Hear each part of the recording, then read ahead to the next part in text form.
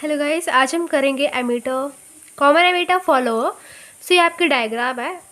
इसको मैं बताती हूँ कैसे समझनी है। आपके पास सबसे पहले क्या थी, एक डीसी सप्लाई थी। वो डीसी सप्लाई को आप ट्रांजिस्टर में देते हो। ये कलेक्टर है, ये एमीटर पार्ट और ये बेस का पार्ट है, ठीक है। वो सीधे जाके एमीटर में जाएगी और एमीटर की कुछ रेजिस्टेंस होगी, एमीटर रेजिस्टेंस, ठीक है। और वो रेजिस्टेंस और साथ में एक कैपेसिटर लगाया जाएगा उस डीसी सप्लाई को ब्लॉक करने के लिए कि वो आगे ना बढ़े, इसलिए कैपेसिटर इस्तेमाल किया जाता है सर्किट्स के अंदर।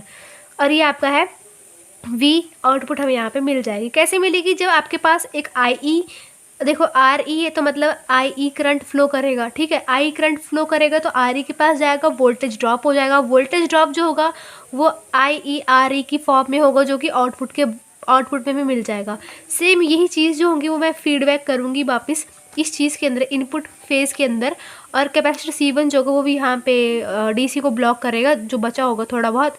और ये R1 R2 जो होते हैं ये किस लिए लगाए जाते हैं? ट्रांजिस्टर को ये अच्छी खासी वाइसिंग प्रोवाइड करते हैं, ठीक है। सो मैंने यही चीज़ यहाँ पे लिखी है और वर्किंग में भी आपने यही चीज़ बतानी, तो मैंने शॉर्ट फॉर्म में जल्दी जल्दी लिख दिया। आपने सबसे पहले कंस्ट्रक्शन में लिखने के आपके पास R2 क्या है, R1 क्या है, किस काम में आ रहे हैं, मैं बताया वाइसिंग के काम में आ रहे हैं। ये RE क्या है, IE क्या है, बोलेंगे करंट है। ये RE रेजिस्टेंस है एमीटर के क्रॉस।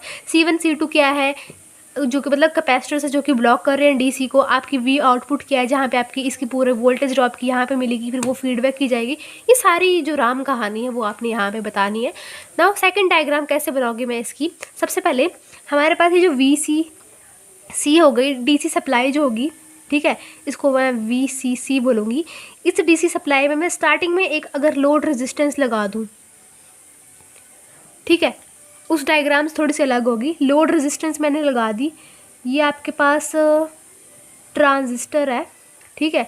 अब यहाँ पे आपके पास करंट IE फ्लो तो कर ही रहा है, साथ में यहाँ पे RE आ जाएगा, ठीक है। और इतना ही लिखूँगी मैं इसको, मैं यहाँ तक, और यहाँ पे एक ग्राउंडिंग में चला जाएगा। और बोलूँगी ये जो है पूरा ये V आउटपुट है। फिर उस तरह से यहाँ पे मैं क्या करूँगी, मैं बोलूँगी यहाँ पे मेरे पास I करंट फ्लो हो रहा है। कैपेसिटर वगैरह सब हटा देने मैंने यहाँ पे, ठीक है। I करंट फ्लो हो रहा है और यहाँ पे एक RS वोल्टेज है, इनपुट वोल्टेज बोलते हैं इसको। इनपुट करंट है, इनपुट वोल्टेज, इनपुट रेजिस्टेंस है। और ये VS AC का इनपुट सोर्स है, ठीक है। इधर इसको मैंने यहाँ पे ज्वाइन कर दिया। सेकंड डायग्राम आपकी ये होगी। फिर इसी डायग्राम को थोड़ा सा अलग करके मॉडिफाई करके एक थर्ड डायग्राम बनेगी, उससे आपका सब कुछ सॉल्व होगा, ठीक है। बहुत आसान है। तो बताती हूँ थर्ड डायग्राम कैसे होगी। ये VC जो इसको हम ये सब चीज़ें हटा देनी है। सीधे यहाँ पे मैं लिखूँगी, यहाँ पर मेरे पास कलेक्टर है, ये कलेक्टर है ना, ये एमीटर इस साइड आपके पास बेस है, कलेक्टर है। कलेक्टर के पास मैंने यहाँ पे करंट शो करना है HFEIE, इसको फॉरवर्ड करंट बोलते हैं, ठीक है, फॉरवर्ड इनपुट करंट, ठीक है। एंड यहाँ पे ये आपके पास करंट होगा, यहाँ पे C पॉइंट पे पहुँच गए हम यहाँ पे। फिर इसको आगे बढ़ा देंगे, यहाँ पे एक HIE फॉरवर्ड करंट बोलते हैं इसको, ठीक है। और नीचे RS इनपुट रेजिस्टेंस, वो VS जो है आपके पास, ठीक है। एंड यहाँ पे ये चीज़ें जो होंगी नीचे क्या आपके साथ RE है। और जो लोड रेजिस्टेंस है उसको नीचे को लगा दूँगी मैं, यहाँ से घुमा के, ये सीरीज़ में थी ना, अब मैं पैरेलल में लगा दी। ये हो गया आपके पास, ये होगी RL। तो ये चीज़ें मेन है। अब ये भी लिखना है कि कौन सा करंट फ्लो हो रहा है। अब मैं शुरू कैसे करूँगी, देखो मैं बोलूँगी मेरे को गेन निकालना होता है V आउटपुट अपॉन VS। अब यहाँ पे एक्चुअल में जो गेन होता है V output upon V input होता है। तो इनपुट वोल्टेज मेरे पास ये, तो इसलिए मैंने VS लिखा, ठीक है। एडवांटेजेस ऑफ नेगेटिव फीडबैक में आपने देखा होगा कि V output upon V input लिखा होता है, VI होता है। तो वहाँ पे I लेंगे, यहाँ पे S लेंगे, क्योंकि यहाँ पे इनपुट इस टाइम मेरे पास यही है, ठीक है। सो इसको मैं अगले पेज में बताती हूँ। तो ये आपके डायग्राम थी और ये मैंने V आउटपुट और V सोर्स मैंने निकालना है। सो निकालते हैं, पहले VS निकाल लेते हैं, फिर V आउटपुट निकाल लेते हैं। सो VS किसके बराबर होगा? V is equals to IR होता है ना। सो I ये है हमारे पास, एंड आर एक ये है और एक ये है,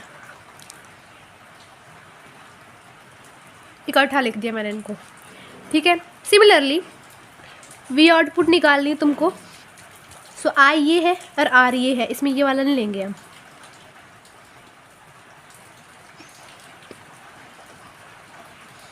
अब ए क्या होगा, दोनों वैल्यूज़ को यहाँ पे पुट कर दो, ए होगा आपके पास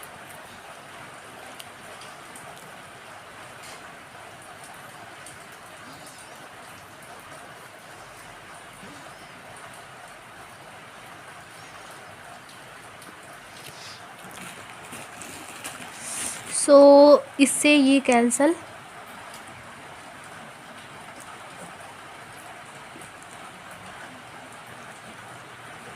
इसको संभाल के रखना, ठीक है, आगे काम आएगी इनपुट आउटपुट इम्पीडेंस निकालने में इसका। अच्छा अब ये हो गया। अब मैंने क्या करना है कि एक नई चीज़ बताऊंगी।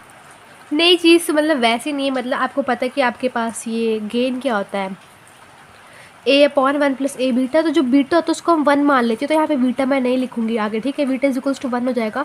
सो जो वैल्यूज़ होंगे आपके पास ए की वो पुट कर देंगे, बीटा नहीं लूँगी मैं अब, ठीक है। सो होगा HFERE upon RS plus HIE, ये मैंने लिख दिया, ठीक है। और 1 प्लस एक ए और बीटा 1 है, HFERE upon RS plus HIE, इसका एलसीएम लिख लीजिए, ये आ गया। इसको यहाँ से काट दो, क्या बचा रिमेनिंग, इसको मान लीजिए सेकंड। अब आप सोच रहे होंगे कि मैंने इसको क्यों नहीं काटा, इसको नहीं काटना है, ऐसे कैसे रहने देना है, ठीक है। सो अब इनपुट इम्पीडेंस निकालूंगी, ठीक है। अब इनपुट इम्पीडेंस फर्स्ट इक्वेशन जो मैंने फर्स्ट इक्वेशन लिखवाई थी वो ये थी, आपने RS की जगह 0 पुट कर देना, तो ए आपके पास ये आ जाएगा।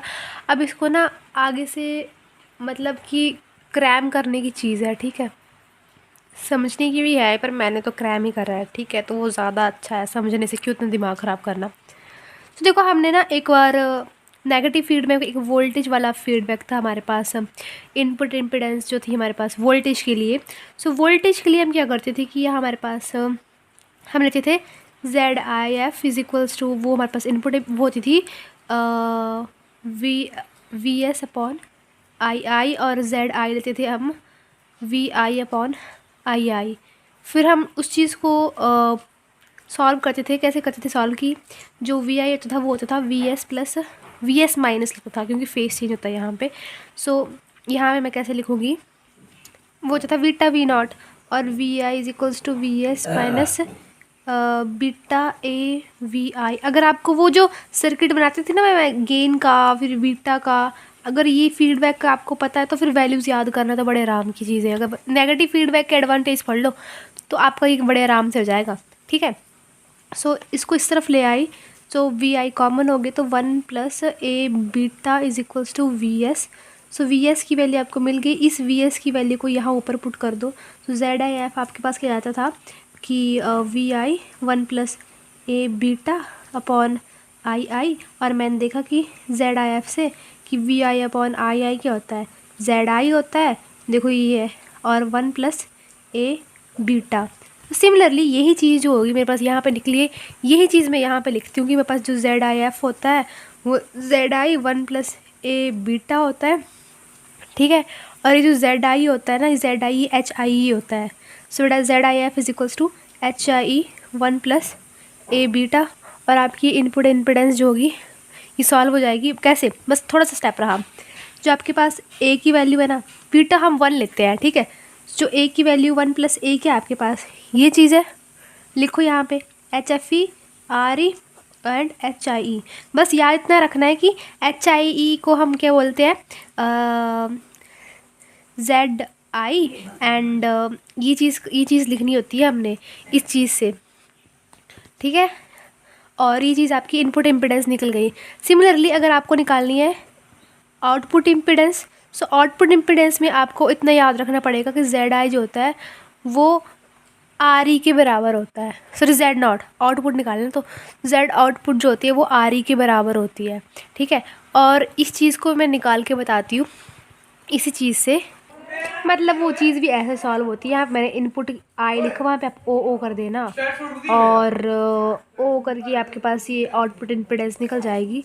सो आप यहाँ पे लिख देना सीधा ही। मैं आपको बताती हूँ कि ये रही आपकी ZOF, आपके पास ये होगी जो मैंने वैल्यू निकाली वो वाली।